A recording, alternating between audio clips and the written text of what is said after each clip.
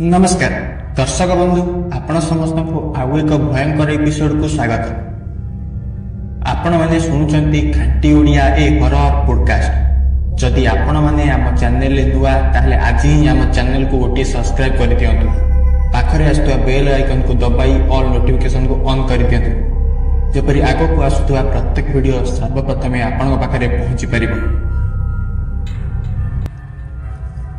प्रशांत, सुमन, अभि, राजीव, देव और आकाश ये 6 जन सांग सबु बेले विभिन्न जगह को जाउथले और एडवेंचर करबा को भल पाउथले।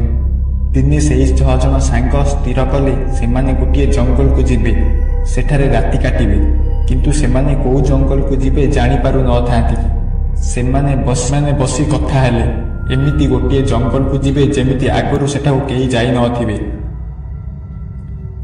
सेमाने निज मोबाइल इंटरनेट रे खोजिबा को लागिले। सेमानकु सेही समय गोटे जंगल मिलला जेउठारे विभिन्न रहस्यमय घटना घटुथिला बोली लेखाथिला। यह देखि प्रशांत कहिला, आमे सेठाकु जिबा, सेठारे एमिति किछि नथिबो, यह सब मनगढ़ा गप। या परे समस्ते सेही जागा को जिबा पई स्थिर कले। ता परदिन सबु जिनिस धरि सेही जंगल को बाहरी पड़िले। किछि घंटा गाड़ी चलावा परे सेमाने सेही जंगलटी पाखरे पहुंची गले। सेमाने सेही जंगल आड़कू गाड़ी बुलाई थांती ताकर नजर पड़िला गोटे साइन बोर्ड उपरे जेउथिरे लेखा थिला danger turn on back now. यह देखि राजीव कहिला, देख सेठारे कोन लेखा जाईछि, सतरे जेमिति भूत अछि आउ आमको देखुछि। यह देखि 6 जन सांग खूब जोरे हसिबा को लागिले। सुमन कहिला, अरे यह निश्चित एठाकार लोकमानंकर काम होइथिबो। प्रशांत यह अणदेखा करी गाड़ी आगक चलाइला। यही साइन बोर्ड को अतिक्रम करी किछि बाट जाइछंती हठात तांकर गाड़ी स्टार्ट बंद हो गला। प्रशांत गाड़ी स्टार्ट करने को चेष्टा करुଥାଏ किंतु गाड़ी स्टार्ट होबार ना नेउ न थाए। यही समय अभि कहला, अरे आमे एही जगह को आसी किछि भूल कर देना तो। तार एपरी कथा सुनी समस्ते हसिबा को लागिले। विकास कहिला, अरे अभि कोन तते एबेठारु डर लागबा आरंभ कर देलानी। प्रशांत पुणी गाड़ी को स्टार्ट कला, जो गाड़ी स्टार्ट हो न थाए सेतेबेले को सूर्य बुड़ी आसुथांती। यही समय सुमन कहिला, अरे आमे तो जंगल अनेक बाट को चली आसिले, गाड़ी एठी थाउ, आमे किछि बाट चली करी आगो को जिबा, ता छडा जंगल को मध्य टिके देखि नबा। ता कथा को सुनी प्रशांत कहिला, ठीक कथा, चल आउ किछि बाट चली करी जिबा। सेमाने सेठारे गाड़ी रखी देई चली चली आगो को जिबा को लागिले। सेतेबेले को दिन जाई राति होबा को लागिथाय। सभा आगे प्रशांत चली थाए, ता सभा पछरे अभि चली थाए। यही समय अभि को जेमिति मालूम हैला ता पछरे आउ जणे किए आसुची। से पछको बुली देखे तो पछरे केही नाहांती। से हठात एमिति रही पछको देखुथाए। मझिरु सुमन कहिला, अरे अभि कोन देखुचु, जल्दी आ, सेमाने आगो को चली गलेनी। अभि को मालूम हुए गछ डालरु केही बसी सेमानकु देखुची। अभि जेमिति सेठाको देखे से पाखरे केही न थांती। यही समय प्रशांत कहिला, आमे अनेक बाट चली आसिले, आउ चली हब नहीं, एइठारे आम टेंट पकाइबा। समस्ते ता कथारे हाँ कहिले। सेठारे समस्ते टेंट बांधिबाकू जाउथांती। हठात सुमन कहिला, अरे देख सेठारे किछि अछि। आमे सेठाको अनाइलु किंतु केही नथिले। या सुनी अभि कहिला, हाँ मु भी आसला बेले किछि अजब मान देखुथुली। या सुनी सेमाने हसिबाकू लागिले। एही समय किछि गोटे शब्द हैला, समस्ते एका संगरे चमकी उठिले। शब्द आसुथिबा आड़कू अनाई देखंती तो सेमानकु सेही अंधार किछि गोटे हल हल होतुवार देखागला। यह देखि समस्ते स्थिर होई गले। एका संगरे कहि उठिले, किए सेठी। यह सुनी सेही आकृतिटी स्थिर होई गला। सेही आकृति गोटे विचित्र भाବରେ हसिबाकू लागिला। एही हस सुनी समस्ते भୟରେ धरिबाकू लागिले। एही समय प्रशांत तळु गोटे गाड़ी उठाइला। से आड़कू आगेई गला, बड़ पाठरे कहिला, किए सेठी। एतिकी कहिछि तो सेही कला छायाटी खूब जोरे प्रशांत आड़कू माड़ी आसिला। यह देखि प्रशांत खूब जोरे चित्कार कला। प्रशांत भୟରେ आखि बुझी देई थाए। से धीरे धीरे आखि खोली देखिला सेही छायाटी सेठारे न थाए। सेही समय शीतल पवन बहिबाकू आरंभ करिदेला। किछि समय पर पूरा जंगल शांत पड़ीगला। पुणी सेही हसिबार स्वर। सेही स्वरटी मधुर हेले मते खूब भयंकर लागुथिला। समस्ते भୟରେ पूरा जड़ पालटि जाइथांती। काहारी पाटिरु कथा बाहरु न थाए। यही समय राजीव कहिला, अरे चलो जल्दी एठू पळाइबा, एठी निश्चित भाव में भूत अच्छी। ଏଠାକାର ବିଷୟରେ ଲୋକମାନେ ଯାହା କହୁଥିଲେ ତାହା ସତ।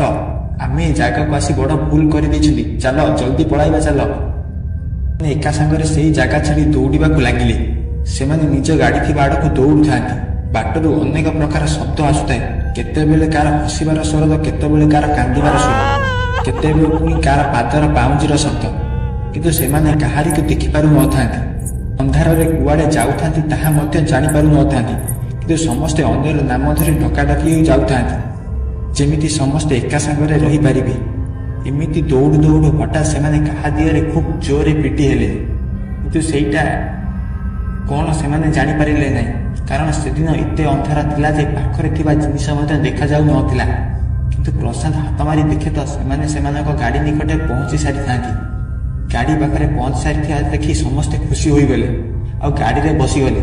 ପ୍ରଶାନ୍ତ ଗାଡ଼ି ଷ୍ଟାର୍ଟ କରୁଥାଏ, କିନ୍ତୁ ଗାଡ଼ି ଷ୍ଟାର୍ଟ ହେଉନଥାଏ। ଏହି ସମୟରେ ବିକାଶ କହିଲା, ଆରେ ଆରେ ଜଲ୍ଦି କର, ସେ ସ୍ତ୍ରୀ ଲୋକଟି ଆମ ଆଡ଼କୁ ଆସୁଛି। ହଠାତ୍ ଗାଡ଼ି ଏହି ସମୟରେ ଷ୍ଟାର୍ଟ ହୋଇଗଲା। ସେମାନେ ଶୀଘ୍ର ସେହି ଜାଗା ଛାଡ଼ି ଯିବାକୁ ଲାଗିଥାନ୍ତି। ସେମାନେ କିଛି ବାଟ ଗଲା ପରେ ସେହି ସାଇନ୍ ବୋର୍ଡ ଆସିଲା, ଯେଉଁଥିରେ ଲେଖାଥିଲା ଡେଞ୍ଜର, ଟର୍ନ ବ୍ୟାକ୍ ନାଓ। ଏହା ଦେଖି ଭାବିଲେ ସେମାନେ ଜଙ୍ଗଲରୁ ବାହାରି ଆସିଲେ।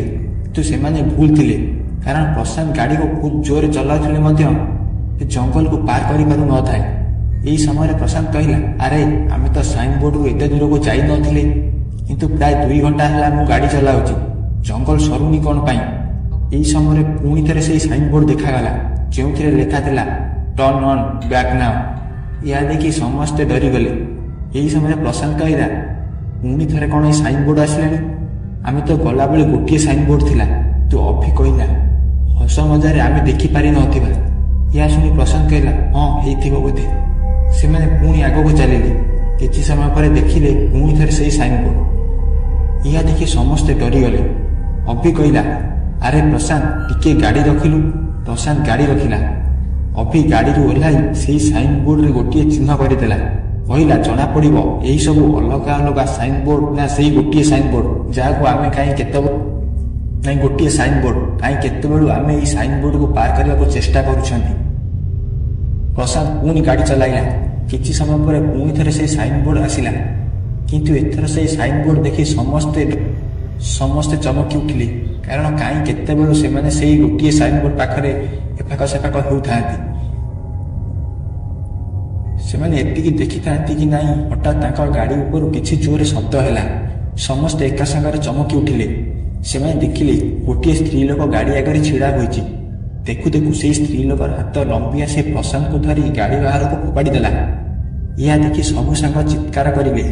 ସେମାନେ ଗାଡ଼ିରୁ ବାହାରି ପ୍ରଶାନ୍ତ ପାଖକୁ ଗଲେ। ପ୍ରଶାନ୍ତକୁ ତଳ ଉଠାଇ ଛିଡ଼ା କଲେ। ସେହି ସମୟରେ ପୁଣି କାହାର କାନ୍ଦିବାର ସ୍ୱର ଶୁଣାଗଲା। ସେହି କାନ୍ଦିବାର ସ୍ୱର ଧୀରେ ଧୀରେ ପାଖକୁ ଆସିବାର ଲାଗିଥାଏ। ଏହି ସମୟରେ ସୁମନ କହିଲା, ଆରେ ଜଲ୍ଦି ଚାଲ, ସେମାନେ ଆମ ଆଡ଼କୁ ଆସୁଛନ୍ତି। ସବୁ ସାଙ୍ଗମାନେ ଭୟରେ ଜଙ୍ଗଲ ଆଡ଼କୁ ଦୌଡ଼ିବାକୁ ଲାଗିଲେ। ସେମାନେ ଯିବା ସମୟରେ ତାଙ୍କୁ ମାଲୁମ ହେଲା ଯେମିତି ତାଙ୍କ ପାଖରେ ଥିବା ଗଛରେ କିଛି ଅଦୃଶ୍ୟ ଶକ୍ତି ଏ ଡାଳରୁ ସେ ଡାଳକୁ ଡେଇଁ ଡେଇଁ ଆସୁଛି। ସେହି 6 ଜଣ ସାଙ୍ଗ ଯେତେ ଚେଷ୍ଟା କଲେ ମଧ୍ୟ ସେହି ଅଦୃଶ୍ୟ ଶକ୍ତିଠାରୁ ଆଗକୁ ଯାଇପାରୁନାହାନ୍ତି। ସେ ଦୌଡ଼ି ହାଲିଆ ହେବାକୁ ଲାଗିଲେ। ସେହି ସମୟରେ ଅଭି କହିଲା, ଆରେ ମୁଁ ଆଉ ଦୌଡ଼ି ପାରି। ଏତିକି କହି ଅଭି ବସିବାକୁ ଯାଉଥାଏ। ହଠାତ୍ ଅଭିର ନଜର ପଡ଼ିଲା ପାଖରେ ଥିବା ଗଛ ଉପରେ। ସେ ଦେଖିଲା କେହି ଜଣେ ବସି ଏମାନଙ୍କୁ ଦେଖୁଛି। ଏହା ଦେଖି ଅଭି ଜୋରେ ଚିତ୍କାର କରି କହିଲା, ଦେଖ ଦେଖ ଦେଖ, ସେ ଆମ ପାଖରେ ପହଞ୍ଚିଗଲାଣି। ଜଲ୍ଦି ଚାଲ। ସେମାନେ ଯିବାକୁ ବାହାରିଥାନ୍ତି। ଦେଖନ୍ତି ଗୋଟିଏ ନୁହେଁ, ଅନେକ ସ୍ତ୍ରୀ ଲୋକ ଚାରିପାଖରୁ ସେମାନଙ୍କୁ ଘେରି ସାରିଥାନ୍ତି। ଆଉ ସେମାନେ ବଡ଼ ଅଜୀବ ଦେଖାଯାଉଥାନ୍ତି। ତାଙ୍କର ବଡ଼ ବଡ଼ ଦାନ୍ତ ସାଙ୍ଗକୁ ବଡ଼ ବଡ଼ ନଖ, ମୁଣ୍ଡ ଫାଟି 2 ଫାଳ ହୋଇଯାଇଥାଏ। ତାଙ୍କର ଆଖି ପଦାକୁ ବାହାରି ଆସିଥାଏ। ଏମିତି ଦେଖୁ ଦେଖୁ ହଠାତ୍ ତାଙ୍କ ଭିତରୁ ଜଣଙ୍କର ହାତ ଲମ୍ବି ଆସିଲା। ସେହି ହାତଟି ରାଜୀବର ବେକକୁ ଧରିବାକୁ ଯାଉଥିଲା।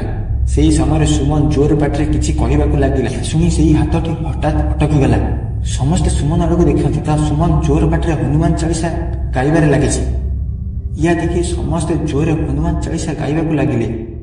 ଏହା ଶୁଣି ସେହି ଏବଂ ଧଳା ଆକୃତି ଗୁଡ଼ିକ ସେଠାରୁ କୁଆଡ଼େ ଅଦୃଶ୍ୟ ହେବାକୁ ଲାଗିଲେ। ଏହା ଦେଖି ସେହି 6 ଜଣ ସାଙ୍ଗ ସେମିତି ସେଠାରେ ବସି ରାତିସାରା ହନୁମାନ ଚାଳିଶା ଗାଇବାକୁ ଲାଗିଲେ। ଶେଷରେ ସକାଳ ହେଲା। ପୁରା ଜଙ୍ଗଲ ଆଲୋକିତ ହେଲା। ଏହା ଦେଖି ସେହି 6 ଜଣ ସାଙ୍ଗ ଜଲ୍ଦି ଜଲ୍ଦି ଗାଡ଼ି ପାଖକୁ ଦୌଡ଼ିବାକୁ ଲାଗିଲେ। ସେଠାରେ ଯାହା ଦେଖିଲେ ସେମାନେ ଆଶ୍ଚର୍ଯ୍ୟ ହୋଇଗଲେ, କାରଣ ସେମାନେ ପ୍ରଥମେ ଯେଉଁଠି ଗାଡ଼ି ରଖିଥିଲେ ଗାଡ଼ି ସେଇଠାରେ ସେହିପରି ଜଙ୍ଗଲ ଆଡ଼କୁ ମୁହଁ କରିଥିଲା। ସେଠାରେ କିଛି ସାଇନବୋର୍ଡ ନଥିଲା, କିନ୍ତୁ ସେମାନେ କାଲି ରାତିରେ ବୁଲି ବୁଲି ସେହି ସାଇନବୋର୍ଡ ପାଖରେ ଗାଡ଼ି ରଖିଥିଲେ। ଏହା କେମିତି ସମ୍ଭବ ସେମାନେ ବୁଝିପାରୁନଥିଲେ। ଆଉ କିଛି ନ ଭାବି ସେହି 6 ଜଣ ସାଙ୍ଗ ଗାଡ଼ି ଭିତରେ ବସି ସେହି ଜଙ୍ଗଲରୁ ବାହାରିବାକୁ ଲାଗିଲେ। କିଛି ବାଟ ଗଲା ପରେ ପୁଣି ଥରେ ସେ ସାଇନବୋର୍ଡ ଦେଖାଗଲା। ଏହା ଦେଖି ସମସ୍ତଙ୍କ ମୁହଁକୁ ଚାହୁଁଥାନ୍ତି। ପ୍ରଶାନ୍ତ ଆଗକୁ ଗାଡ଼ି ଚଲାଇଲା। ସେମିତି କିଛି ବାଟ ଗଲା ପରେ ସେମାନଙ୍କୁ ମେନ୍ ରୋଡ୍ ଦେଖାଗଲା। ସେମାନେ ରୋଡ୍କୁ ଦେଖି ବହୁତ ଖୁସି ହୋଇଗଲେ। ଯାହା ହେଉ ସେମାନେ ସେହି ଜଙ୍ଗଲରୁ ବାହାରି ଆସିଲେ। ସେହିଦିନ ଠାରୁ ସେମାନେ ଆଉ କେଉଁଠିକୁ ଆଡଭେଞ୍ଚର କରିବାକୁ ଭାବି ନାହାନ୍ତି।